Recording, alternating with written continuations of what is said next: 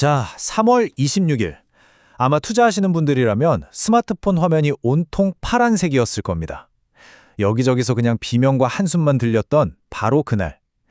도대체 한국 증시가 왜, 어떻게 이렇게까지 무너졌을까요? 오늘 그 폭락의 한가운데로 한번 들어가 보겠습니다. 마이너스 3.2%. 이게 그냥 숫자로 보이지만 하루아침에 수십조 원이 말 그대로 증발해버렸다는 뜻이거든요. 투자자들한테는 정말 뼈아픈 현실이었을 겁니다. 이건 뭐 단순한 조정 수준이 아니라 시장 전체를 집어삼키는 공포의 시작을 알리는 신호탄이었죠.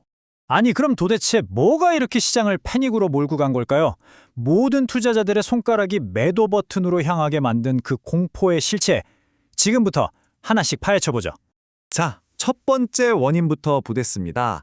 바로 지정학적 리스크라는 이름의 그야말로 퍼펙트 스톰이었어요. 아니, 멀리 중동에서 일어난 미국하고 이란의 갈등이 어떻게 태평양 건너 우리 한국 증시에 이렇게 엄청난 쓰나미를 몰고 왔을까요? 이 공포가 정말 도미노처럼 번져나갔습니다. 처음에는 협상이 깨지는 거 아니야 하는 불안감이 스물스물 피어오르더니 갑자기 이란이 세계 경제의 숨통이라고 할 수 있는 호르무즈 해협을 막아버릴 수도 있다는 엄청난 위협을 던진 거죠.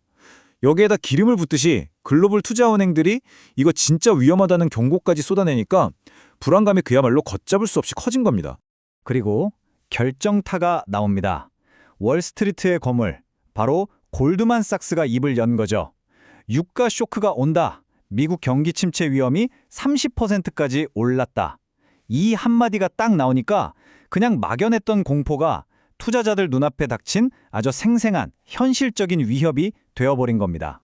와, 그 파장이 정말 상상 이상이었어요. 시장에서는 이러다 유가 배럴당 200달러 가는 거 아니냐는 최악의 시나리오까지 돌았고요. 근데 설상가상으로 우리 한국 경제의 심장이잖아요. 반도체 생산에 꼭 필요한 헬륨 공급마저 끊길 수 있다는 위기감이 덮쳤습니다. 여기에 환율까지 미친 듯이 치솟으니까 이건 뭐 한국 경제가 수출, 생산, 금융 세 방향에서 동시에 얻어맞는 최악의 상황이 된 거죠. 그런데요, 이렇게 모두가 절망에 빠져 있을 때 이 잿더미 속에서 오히려 조용히 미소 짓고 있던 곳도 있었습니다. 이 엄청난 혼돈 속에서 기회를 잡은 승자들, 과연 누구였을까요? 네, 놀랍게도 있었습니다. 정말 위기는 누군가에게 기회라는 말이 딱 맞았어요.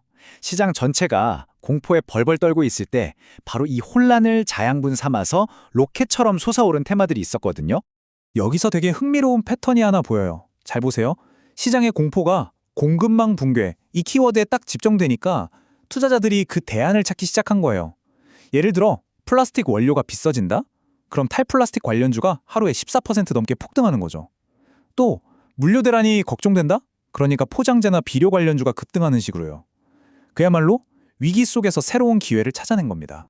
물론 이 폭풍 속에서도 끄떡없는 섬 같은 곳들도 있었죠. 시장 전체 흐름하고는 상관없이 개별 호재가 있었던 일부 제약 바이오주나 또 든든한 주주원원 정책을 내세운 은행주 같은 곳들이 투자자들한테는 안전한 피난처가 되어준 셈입니다.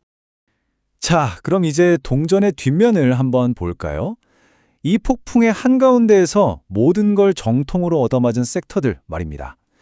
시장의 공포가 가장 날카롭게 파고든 곳은 과연 어디였을까요? 역시나 가장 크게 무너진 곳은 우리 경제의 심장, 반도체였습니다. 무려 5% 넘게 폭락했어요. 그리고 위기감이 커지니까 시장의 바로미터라고 할 수 있는 증권주가 속절없이 무너졌고요. 앞으로 경기가 더 나빠질 거라는 공포가 확산되면서 건설, 보험 같은 내수주들도 직격탄을 피하지 못했습니다. 특히 반도체는 정말 앞뒤에서 동시에 공격을 당하는 그야말로 최악의 상황이었어요. 밖에서는 중동 리스크 때문에 헬륨, 그러니까 생산에 꼭 필요한 원료 공급이 끊길 위기에 처했죠. 근데 안에서는 구글이 터보퀀트라는 신기술을 딱 발표하면서 앞으로 메모리 수요가 줄어들 거라는 폭탄 선언을 한 겁니다. 그러니까 공급 쪽, 수요 쪽 양쪽에서 동시에 치명타를 맞은 거죠. 아니, 이 터보퀀트라는 게 대체 뭐길래 시장이 이렇게까지 놀랐을까요? 정말 쉽게 말하면요, AI를 훨씬 더 작은 뇌로도 돌릴 수 있게 만드는 기술이에요. 그러니까 투자자들 입장에서는 잠깐만, 그럼 앞으로 비싼 고성능 메모리가 지금처럼 많이 필요 없겠네? 이런 생각이 들면서 공포에 휩싸인 거죠. 자, 지금까지는 시장 안에서 어떤 종목, 어떤 섹터가 오르고 내렸는지 개별 나무들을 살펴봤는데요. 이제는 한 걸음 뒤로 물러나서 이 폭풍이 숲 전체, 그러니까 우리 경제 전체를 어떻게 뒤흔들고 있는지 그 큰 그림을 한번 들여다보겠습니다. 209조 4천억 원. 이 어마어마한 돈, 이게 대체 무슨 돈일까요? 바로 겁에 질린 투자자들이 일단 모르겠다, 빼고 보자 하면서 시장에서 꺼내서 쌓아둔 현금의 규모입니다. 이 거대한 돈의 벽이 지금 시장에 얼마나 깊은 불신과 공포가 깔려 있는지를 가장 확실하게 보여주는 증거인 셈이죠. 주식시장에서 터져나온 비명은 곧바로 우리 경제 전체의 경고음이 됐습니다. 당장 소비자들은 지갑을 닫기 시작했고 한국은행은 기업들이 줄줄이 쓰러질까 봐 걱정하고 있고요. 정부가 급하게 돈을 풀어서 불을 끄려고는 하는데 이미 내수 경기의 엔진은 차갑게 식어가고 있는 상황입니다. 자, 이렇게 시장은 격렬하게 흔들렸고 200조가 넘는 정말 어마어마한 돈이 갈 길을 잃고 떠돌고 있습니다. 과연 이 돈은 공포를 피해서 안전한 항구로 숨어 들어갈까요? 아니면 이 위기 속에서 다음 기회를 찾아 과감하게 움직일까요?